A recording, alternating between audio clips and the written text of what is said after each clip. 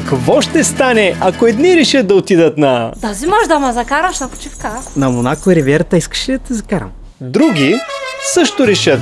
Сега е перфектният момент да отидем на почивка! А трети... Кажи, Ивано. Коло, искаме с дъщерята да закараш на почивка. Не мога. Опала, майко!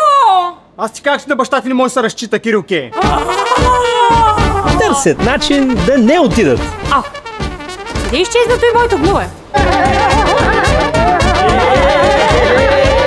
На здраве, Коле! На здраве, Иване! Какво стана, Коле? Оправи ли колата? Не съм, Иване. Има някакъв проблем с спирачките и не мога да разбера откъде идва. Кирилке, тук имаше безостанцията, защо не спрямо? Само, майко! Не работя спирачките му! Нищо не става! Бой, Кирилке, какво ще прави само? Кой ще кажеш да отидем на аквапарк? Спаски, накрая ще се скараме.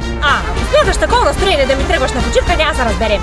Бе, брат Камци, то път някой се обърка. Дали?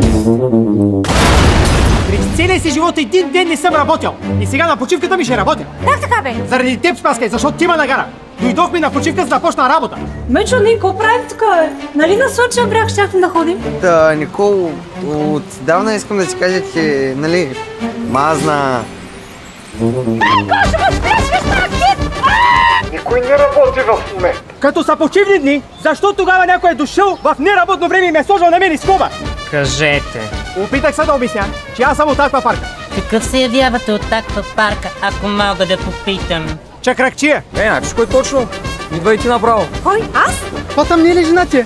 Тя май някой друг я занимава, а? Бой, прилича на жеребец.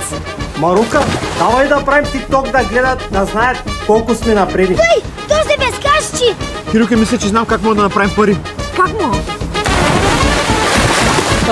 Пак замириса на война. Ой, чакай, аз нищо не съм направил! Да не му се направи тиктока! Защо, ма? Защото лятото свърши! Не, защото тази зима ще бъде лято и всички отиват на почивката. Ама ти на последно време, къде ти втидаха зъбити? Да къде отидаха? От 6 декември само в кината. С пълни джобове е най-добре.